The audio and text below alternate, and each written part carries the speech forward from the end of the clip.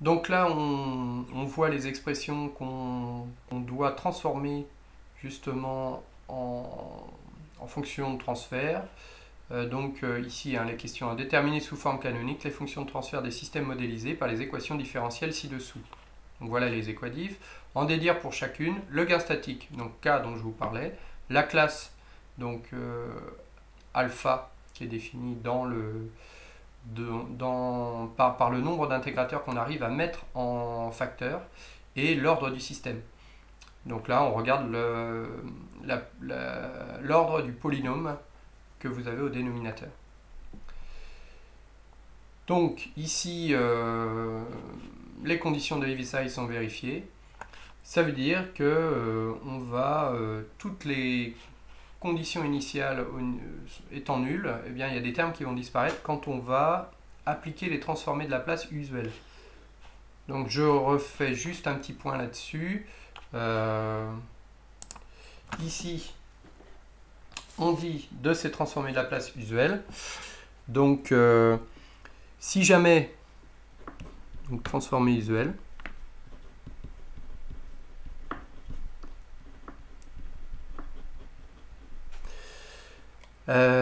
si vous voulez donner la transformée de la place d'une fonction a x de t, alors moi je le note comme ça, voilà, transformée de la place c'est grand A, c'est petit a, et là on mettra grand X avec la variable P. Donc ça c'est pour une fonction avec un coefficient qui sera un coefficient multiplicateur, enfin une constante quoi, associée à cette fonction. Si vous voulez faire la dérivée, donc dérivée de x de t, dérivée de x de t dt, ok. Si vous voulez transformer ça en Laplace, eh bien vous aurez directement p fois grand X, donc la nouvelle fonction, mais cette fois-ci en Laplace. De la même manière, si c'est une dérivée seconde,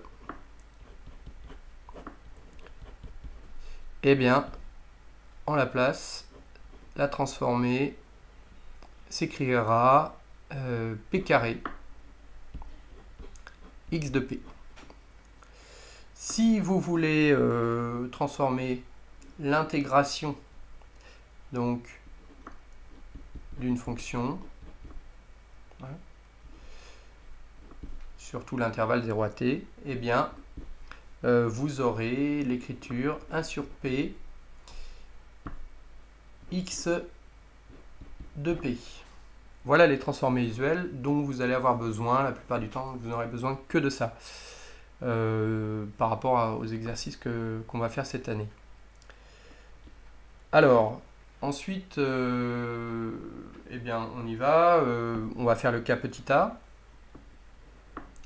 Donc, petit a, l'écriture, la fonction, c'est 7d2s dt, d2s de t sur dt, donc plus 3 s de t, donc est égal à e de t. Voilà, donc e de t correspond à l'entrée, c'est le second membre en fait, et puis ici on voit l'équation différentielle classique. Hein. Alors j'ai oublié un 5. Voilà, donc ici qu'est-ce que ça va nous donner? Eh bien, ça nous donnera en Laplace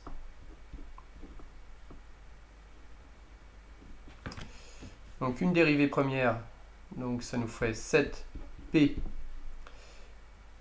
s de p plus 3 s de p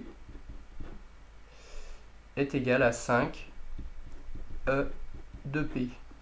Voilà, prenez bien soin de mettre des grandes lettres à la place des petites lettres que vous aviez pour les fonctions du temps. Donc là, en Laplace, on écrira avec des grandes lettres. Ensuite, une fois que j'ai fait ça, eh bien maintenant je vois bien que je peux mettre en facteur s de p. Donc ça me fait s de p qui est égal à 7p qui est mise en facteur avec 7p plus 3, voilà, qui est égal à 5 E de P. Et un des objectifs va être d'écrire la fonction de transfert, donc H de P. H de P est défini par S de P sur E de P. Donc ça nous donne ici S de P sur E de P, ça vous fait 5 sur 3 plus 7P. Alors je le fais volontairement comme ça, je mets le terme constant en premier et j'écris mon polynôme dans l'ordre croissant des termes de ce polynôme. Ensuite, ici, qu'est-ce qui est important de faire? Eh bien, c'est de faire apparaître ici, dans le polynôme, de faire apparaître un 1. Pour se mettre sous une forme canonique. Donc la forme dont je parlais dans la vidéo précédente. Faire apparaître 1. Alors, comment je fais pour faire apparaître 1? Il suffit de mettre cette valeur en facteur.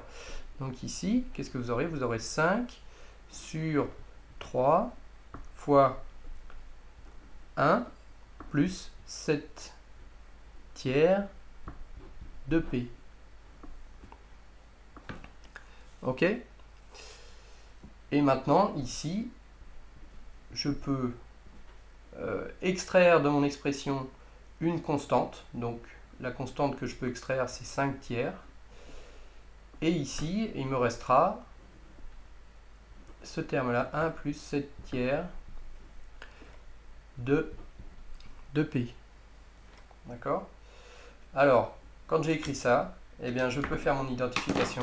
Ici, je sais que ce terme-là sera le gain statique K.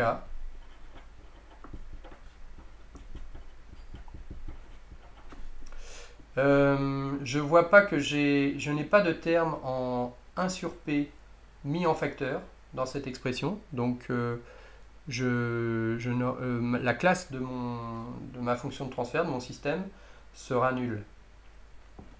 Ici, je vois que l'ordre du polynôme que j'ai au dénominateur, c'est l'ordre 1. C'est bien un système d'ordre 1. Donc, qu'est-ce que je peux écrire finalement? Je peux dire que K est égal à 5 tiers.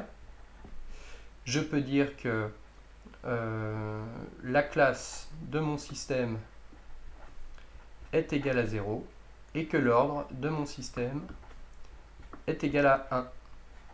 Voilà ce que je peux déduire de cette expression. Alors on va faire la deuxième, on va faire un autre exemple. Alors, oui, la deuxième c'est peut-être pas mal. Donc ici, ou bien je vais vous faire la troisième plutôt. Donc petit c. Donc petit c, voilà. Alors l'expression de petit c c'est 5d carré s de t sur dt plus 4 s de t sur dt plus 7 s de t qui est égal à 3d de e de t sur dt plus 2 e de t. Alors je vérifie. Voilà, 5, 4, 7, donc c'est bon. Donc je passe cette expression en Laplace. Qu'est-ce que ça me donne? Ça me donne 5. Alors ici j'ai une dérivée seconde, donc on écrira p carré. Donc s de p plus 4 s p s de p, puisque ici j'ai un terme en dérivée première, plus 7 s de p qui est égal à 3 p, j'ai une dérivée, e de p plus 2 e de p. Je mets en facteur, donc ici s de p, j'obtiens un polynôme, je le mets dans l'ordre croissant des éléments du polynôme. Ça me donne 7 plus 4 fois p plus 5 p carré. Ok? Et ici, je peux mettre en facteur e de p. Donc là, ça me donnera, e de p, pardon, ça me donne 2 plus 3p. Si je cherche la fonction de transfert maintenant, h de p, c'est égal à s de p sur e de p. Et je peux écrire tout simplement, c'est égal à 2 plus 3p divisé par, donc ici, 7 plus 4p plus 5p carré. Donc là, je suis en train de m'apercevoir, pardon, c'est l'exo petit b que je suis en train de faire. Bon, c'est pas grave, c'est très bien. Ici, dans ce cas-là, on doit faire apparaître justement 1 à la place de cet élément. Et ici aussi, pareil, au numérateur. Donc, je vais mettre 2 en facteur, donc dans cette première au numérateur. Donc je mets 2 en facteur, qu'est-ce qu'il me reste? Il me reste 1 plus 3 demi de p. Et ici, je vais mettre 7 en facteur, donc il peut ressortir. Et là, qu'est-ce qui va me rester? 1 plus 4 septièmes de p plus 5 septièmes de p carré. Donc je peux identifier les termes, grand K, et l'ordre du mon polynôme, qui est de 2. Donc ici, ce que je peux dire que le gain statique K est égal à 2 septièmes et que la classe est égale à 0. Hein, j'ai pas mis en facteur de terme en 1 sur P. Et l'ordre, ici, est égal à 2 puisque c'est l'ordre du c'est la puissance maximale du polynôme qu'on a au dénominateur.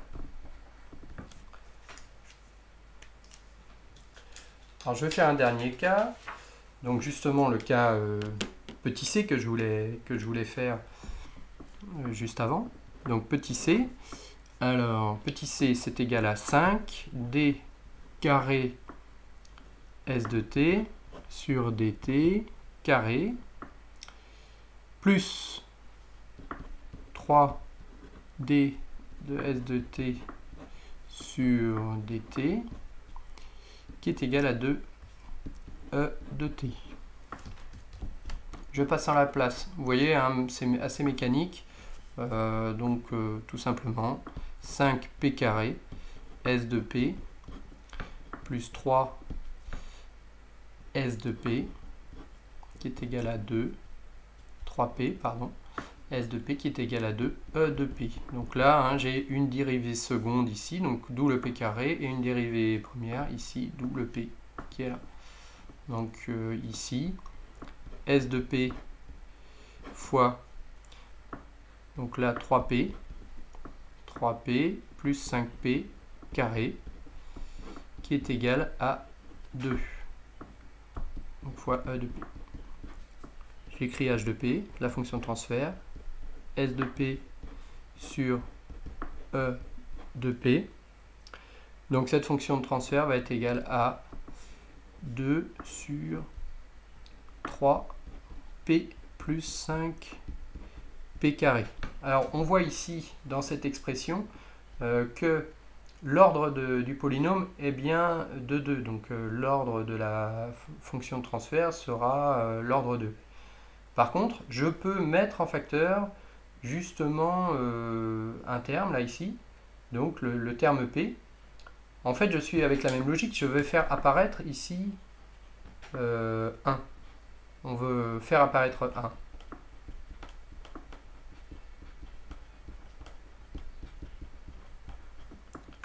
Donc dans ce polynôme. Donc pour ça, je suis obligé de mettre 3p en facteur. Donc qu'est-ce qui va me rester? Il va me rester le 2 qui est en haut, je peux faire ressortir, sur 3 fois p.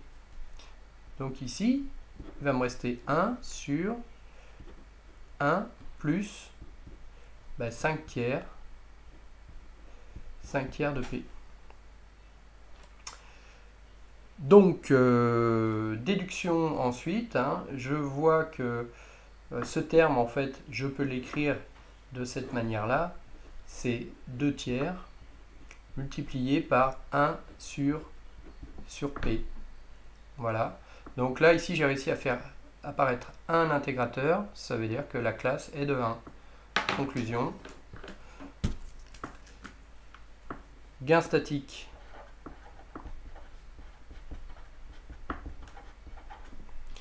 Donc K égale 2 tiers. Classe égale 1, puisque j'ai un intégrateur ici. Et alors rappelez-vous que là, hein, par contre, l'ordre est de 2, puisque le polynôme, si j'avais pas mis en facteur le P, il serait d'ordre 2. Alors, en fait, ici, je vois aussi que j'ai une fonction d'ordre 1 multipliée par une autre fonction d'ordre 1, puisque 1 sur P, c'est un ordre 1. Donc, en fait, c'est un intégrateur. Vous avez l'ordre 2. Alors, je vous laisse faire les autres exemples. Hein, vous avez le corrigé en ligne.